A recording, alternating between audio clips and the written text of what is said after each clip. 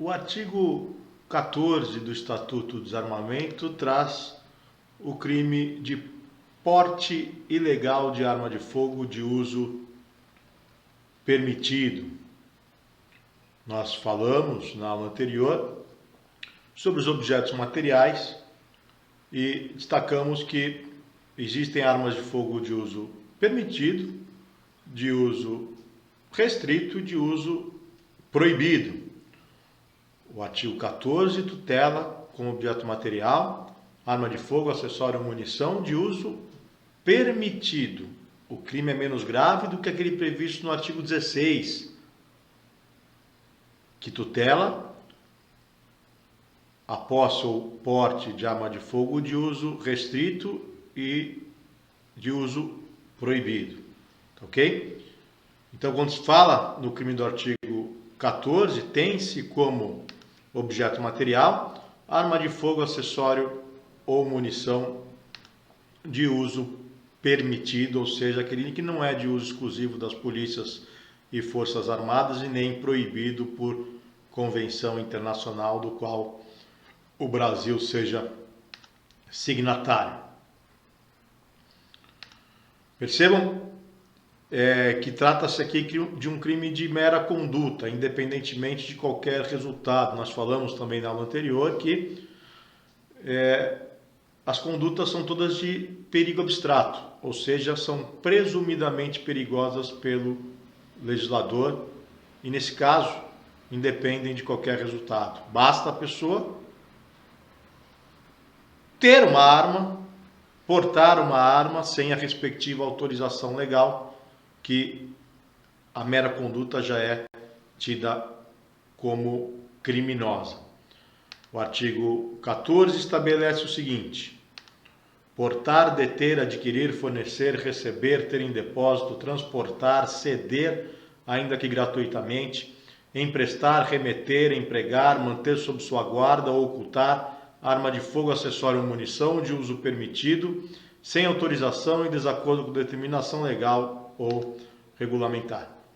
Percebam que nós estamos diante de um tipo misto alternativo. O que significa isso? Que praticada mais de uma conduta dentro de um único contexto, o crime é um só. Percebam que a pessoa pode adquirir, transportar e fornecer uma determinada arma de fogo, né? E o crime é um só. Por quê? A sequência fática, né? Essas condutas praticadas numa mesma sequência fática caracterizam um crime único. Isso é um tipo misto alternativo.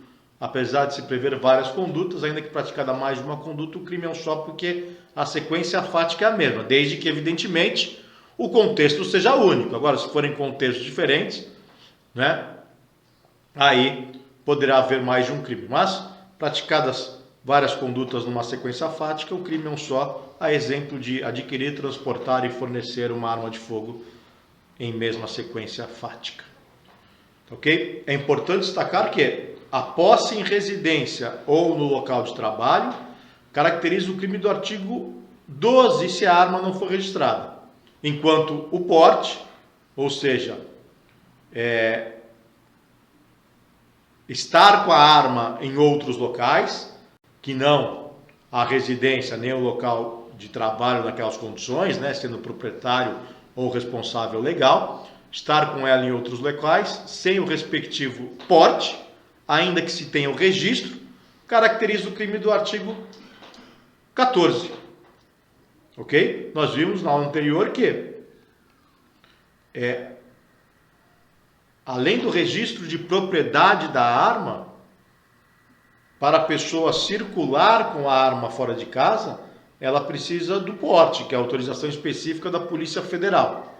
Sem essa autorização específica da Polícia Federal, que é o porte, ainda que se tenha registro, se a arma estiver em outro local que não a sua própria residência ou local de trabalho, o crime será do artigo 14, desde que, evidentemente, o objeto material seja arma de fogo, acessório ou munição de uso permitido. Tá? Se a arma de fogo, acessório ou munição for de uso restrito ou proibido, a conduta será do artigo 16, que é um crime muito mais grave. E quando se fala em arma de fogo, é aquele artefato destinado e capaz de ferir ou matar, capaz de produzir fogo. Por isso que o Estatuto do Desarmamento só tutela arma de fogo, acessório e munição, não tutela outras armas, tá? Por isso que o Estatuto do Desarmamento traz no seu artigo 25 a exigência de elaboração de uma perícia na arma de fogo, no acessório ou na munição que tenham sido apreendidos. Isso para demonstrar a potencialidade lesiva da arma. A arma pode não ser de fogo, né? Em não sendo de fogo, não haverá crime do Estatuto do Desarmamento. Ou a arma pode ser obsoleta, quebrada, ou a própria munição pode ser obsoleta, ser incapaz de produzir fogo, ou a arma, ou a munição, ou os dois. Nesse caso, se a arma for obsoleta, estiver quebrada, ou não for de fogo simplesmente, não haverá crime, o fato é atípico. Por isso que se exige a prova pericial, e essa exigência está descrita no artigo 25, para comprovação da materialidade do delito, e evidentemente da idoneidade da arma, da potencialidade lesiva da arma. Sem potencialidade lesiva, evidentemente não há crime. Nós já estamos diante de um crime de perigo abstrato, né? De um perigo presumido. Se não tiver potencialidade lesiva alguma, o fato é atípico. Aliás, muito se discute, inclusive, sobre a arma desmuniciada, ou o simples porte da munição sem arma, né? A princípio, o Estatuto do Desarmamento prevê como crime o porte de arma de fogo, acessório ou munição. Então, a princípio se prevê como crime, a rigor, né, a letra fria da lei, se prevê como crime o simples porte de arma, ainda que desmuniciada, ou o simples porte de munição, ainda que sem a arma, né? Então, em tese, haveria porte de arma, ainda que desmuniciada, e em tese haveria porte de munição, ainda que desacompanhada da arma. Não é isso? Entretanto, nós temos algumas divergências jurisprudenciais. A primeira turma do STF, logo que foi promulgado o Estatuto do Desarmamento, logo depois, né, em 2004, a primeira turma do STF entendeu, por maioria de votos, que a arma de fogo desmuniciada não coloca em risco a coletividade, vez que não está apta a realizar disparos, não havendo, portanto, tipicidade da conduta por absoluta ausência de potencialidade lesiva.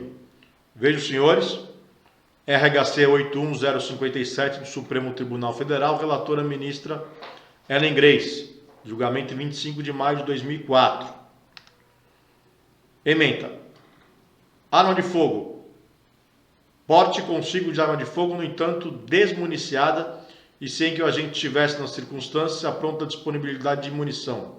Inteligência do artigo 10 da Lei 9.437 de 97, que é a lei anterior, a lei que vigorava antes da vigência da 10.826, antes da vigência do atual Estatuto do Desarmamento.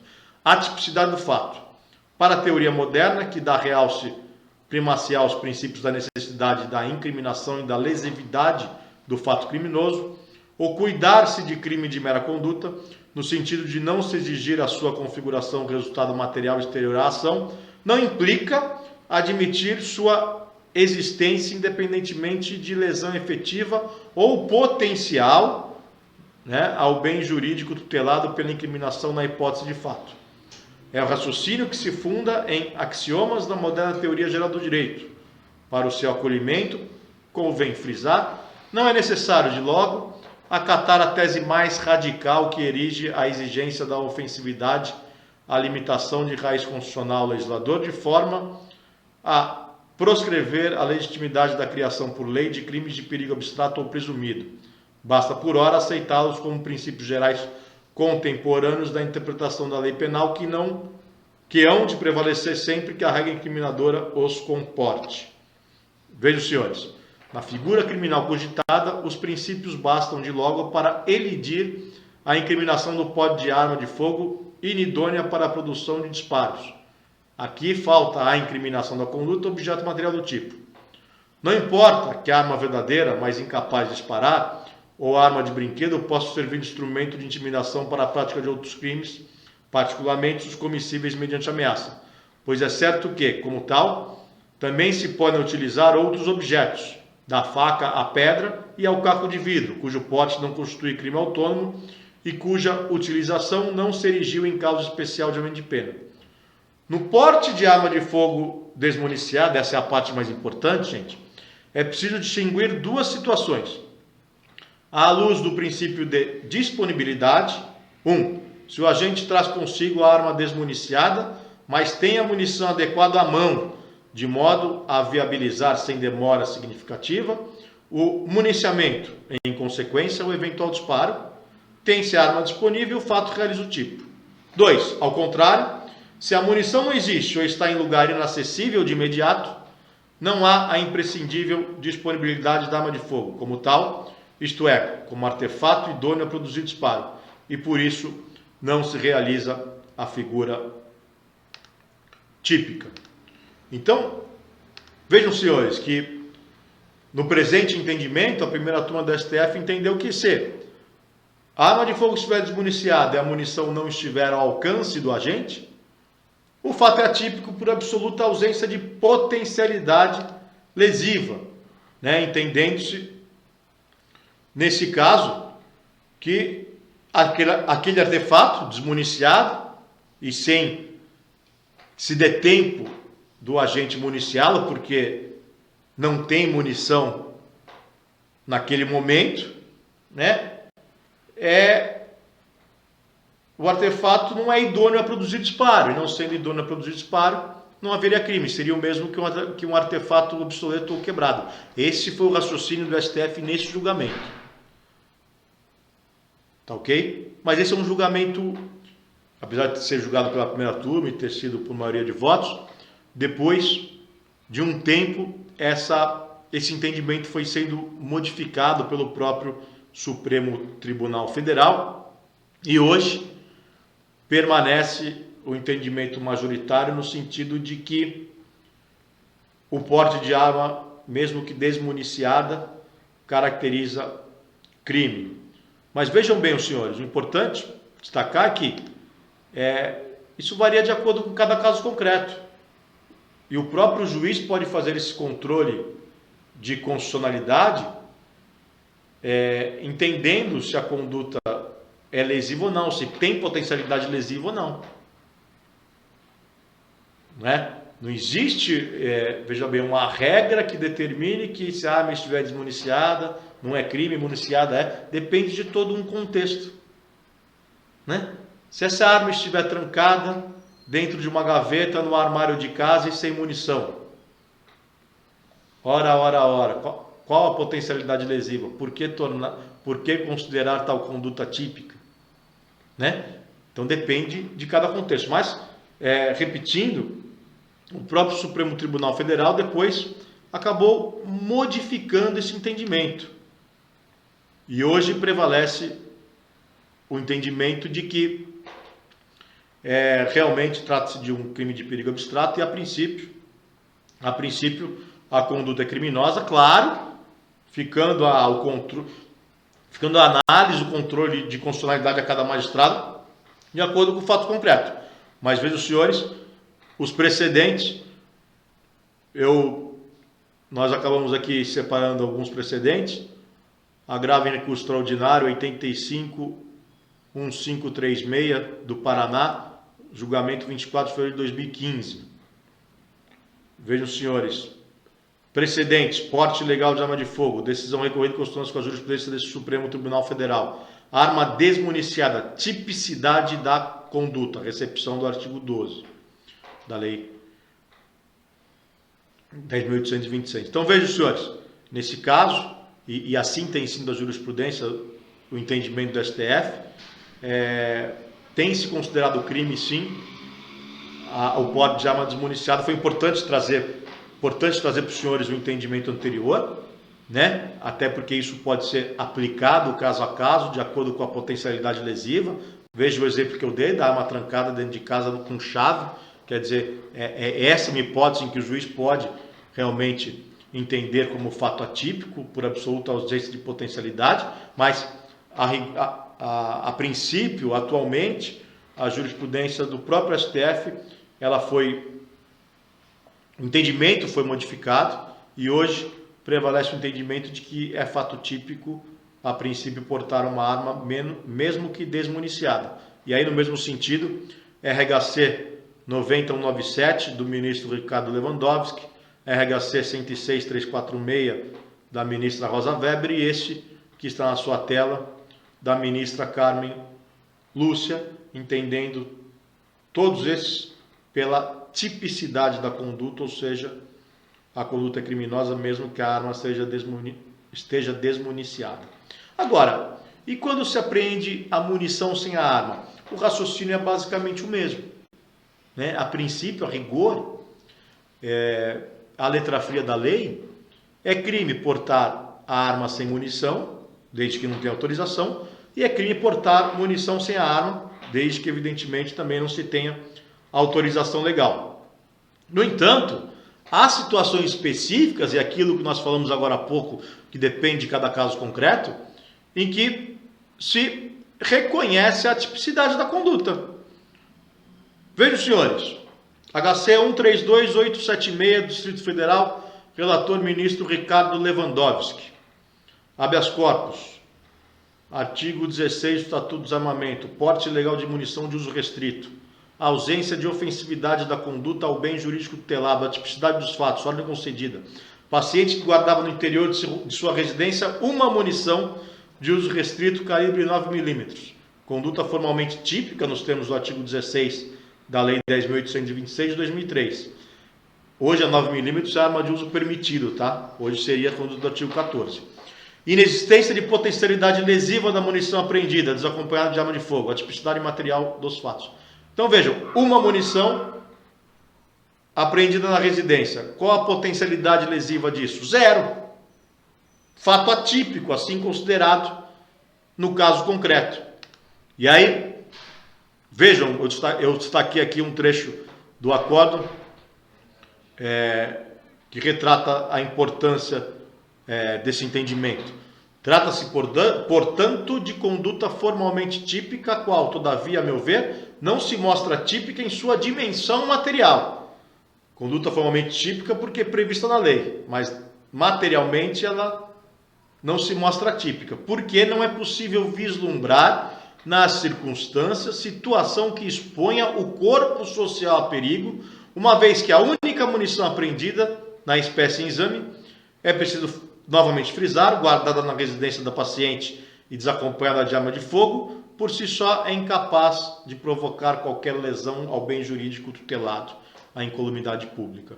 Ou seja, o que uma pessoa vai fazer com uma munição? Atirar com a mão, né?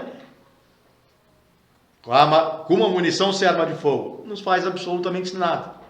Por absoluta ausência de potencialidade lesiva, o fato pode ser considerado atípico. Agora, uma coisa é ter uma munição dentro de casa, né, jogada na gaveta.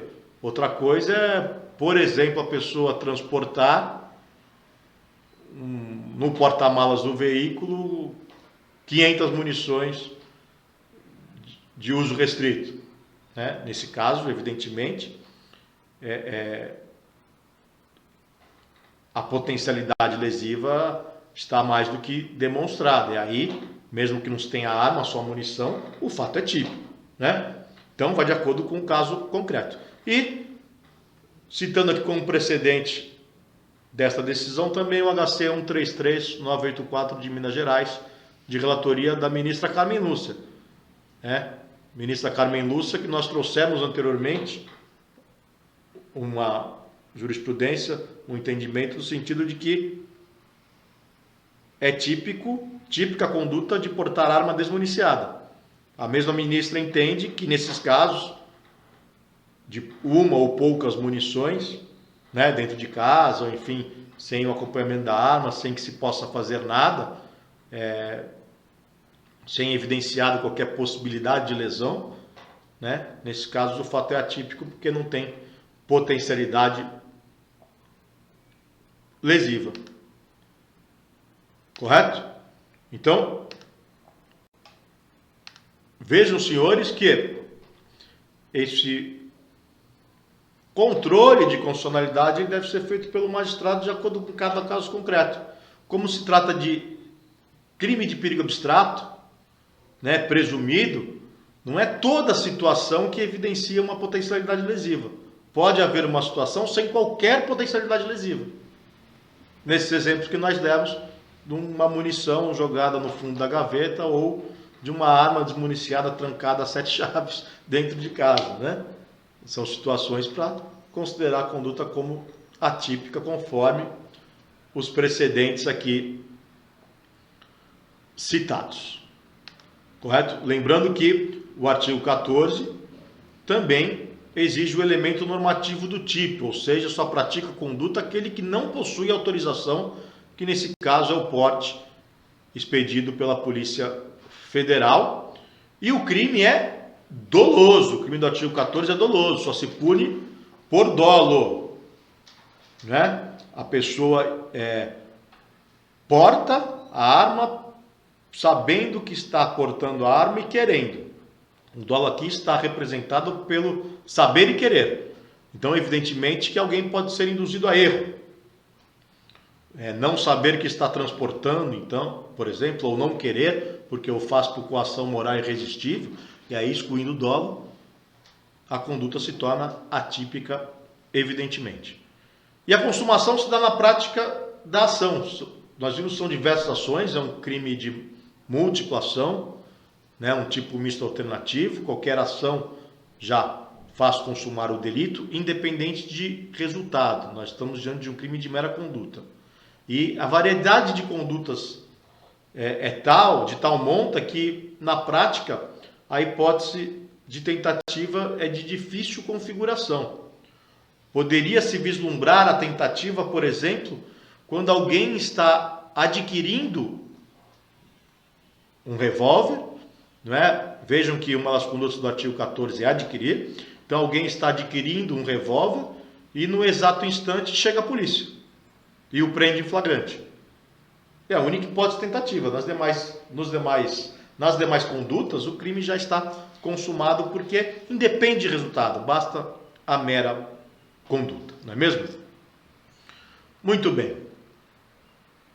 E quando a pessoa porta ilegalmente uma arma para praticar um homicídio ou praticar um roubo, por exemplo? Normalmente, os crimes, tanto de homicídio como de roubo, são praticados com armas ilegais, né? A pessoa não tem autorização para portar aquela arma. Como é que fica a questão do concurso? Haverá concurso material? Não, não haverá. Vejam bem, aplica-se aqui o princípio da consunção. Se alguém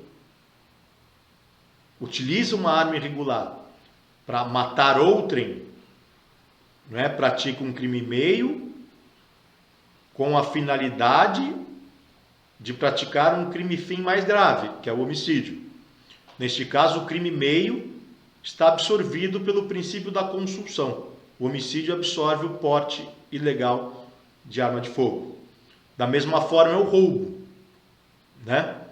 Alguém utiliza uma arma para roubar. Então utiliza o porte de arma como meio, porte ilegal de arma de fogo como meio para a prática de um crime fim mais grave, que é o roubo. O roubo absorve o porte de arma. Tá certo que o emprego de arma de fogo no roubo vai circunstanciar, qualificar o crime de roubo e vai torná-lo, hoje, o torna inclusive um crime hediondo pelas mudanças introduzidas pela Lei 13.964 de 2019, o pacote anticrime, né? Mas não haverá concurso material, prevalecerá o crime de roubo circunstanciado pelo pelo emprego de arma de fogo. Ok? Para terminar esse tópico, o parágrafo único do artigo 14 prevê a impossibilidade e suscetibilidade de fiança. Inafiançabilidade, perdão.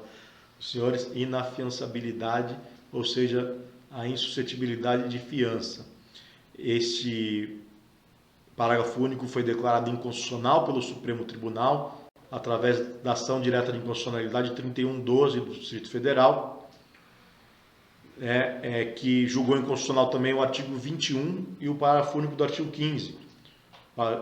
O parágrafo único do artigo 15, que tem a mesma previsão do parágrafo único do artigo 14, ou seja, torna insuscetível de fiança o porte de arma de fogo de uso permitido e o disparo, e o artigo 21, que proíbe a liberdade provisória nos crimes mais graves.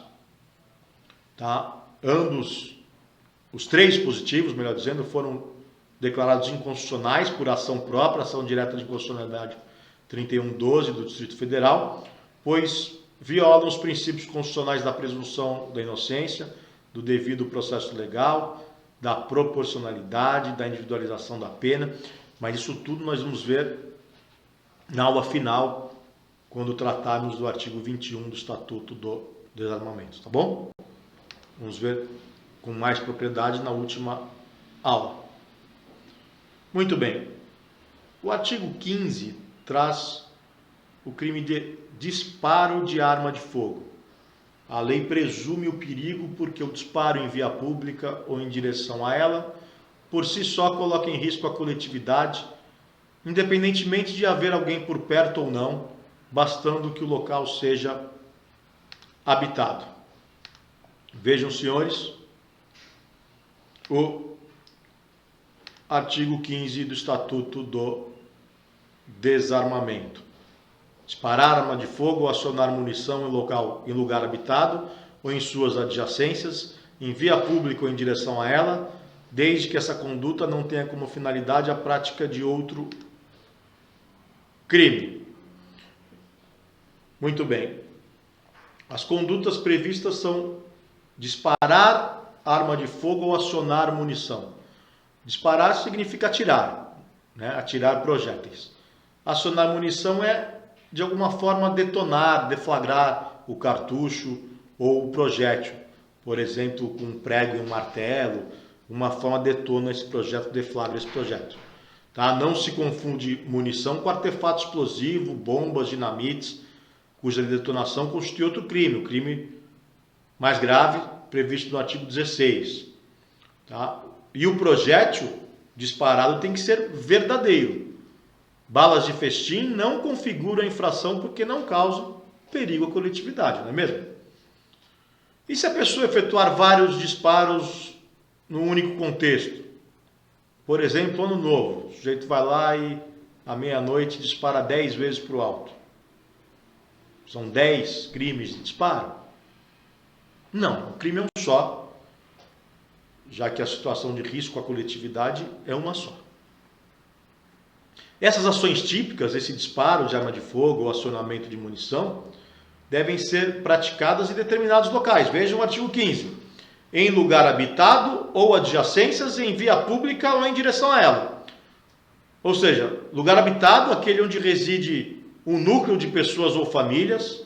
Então pode ser uma cidade, uma vila, um povoado. Adjacências são locais próximos àquele habitado. Tá? Isso quer dizer que se a pessoa disparar em local descampado ou em uma floresta, por exemplo, não configura o crime do artigo 15. Via pública, que significa um local acessível a qualquer pessoa. Exemplo, rua, avenida, praça, estrada. Ou em direção à via pública, quando o disparo não é efetuado na própria via, mas em direção a ela.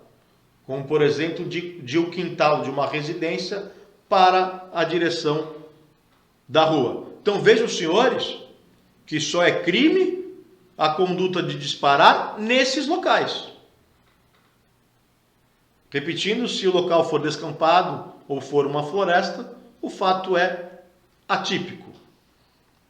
E o elemento subjetivo do tipo é o dolo, ou seja, a vontade livre e consciente de efetuar o disparo de arma ou o acionamento da munição nos locais mencionados no tipo. Isso é importante. Importante porque não se pune a modalidade culposa ante a falta de previsão expressa.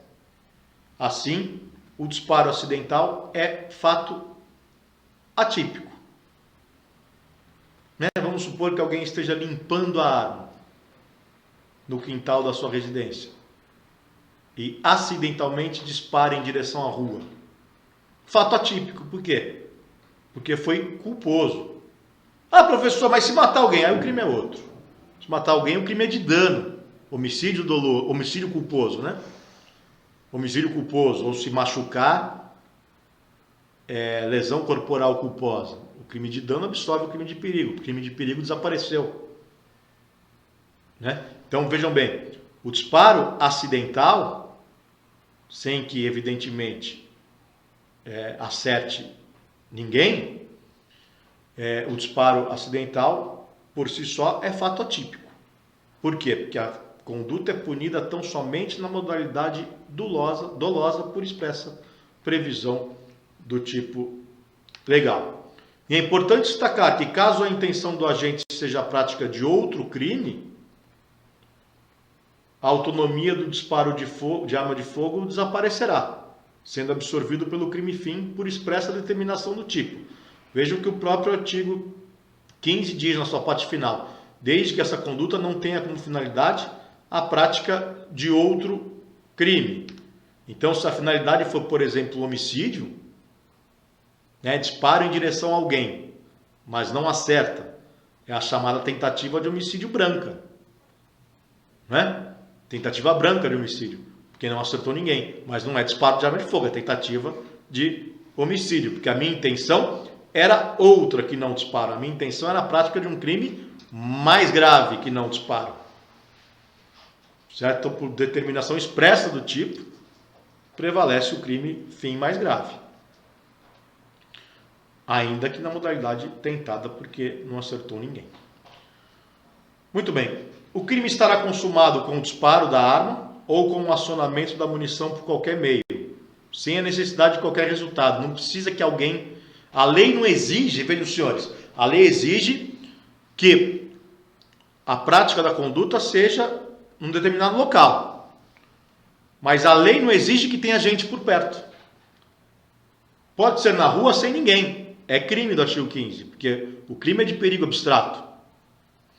Então não se exige que uma pessoa específica ou um determinado grupo de pessoas seja exposto a risco. Se exige que seja nesses locais. Logradouros, via pública, povoados, lugares habitados, mas não se exige que se tenha alguém naquele momento do disparo. Basta que seja nesses locais, ainda que não tenha ninguém, ainda que ninguém seja exposto a risco, haverá o crime do artigo 15, porque nós estamos diante de um crime de perigo abstrato, ou seja, o perigo é presumido pelo legislador. Por isso é importante destacar a diferença, a distinção entre o crime do artigo 15 do Estatuto do Desarmamento e o crime do artigo 132 do Código Penal, que é a exposição a perigo à vida, à saúde de outrem. Vejam só, senhores, se eu disparo uma arma de fogo em via pública, ainda que não tenha ninguém por perto, é crime. Correto?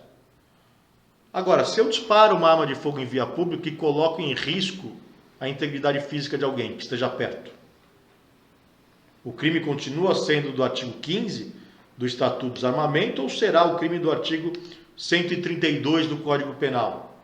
Expor a vida ou a saúde de outrem a perigo direto e iminente. Nós falamos aqui na primeira aula a diferença entre os crimes de perigo do Código Penal e os crimes de perigo do Estatuto do Desarmamento. Os crimes de perigo do Código Penal, eles exigem que alguém seja exposto a risco diretamente.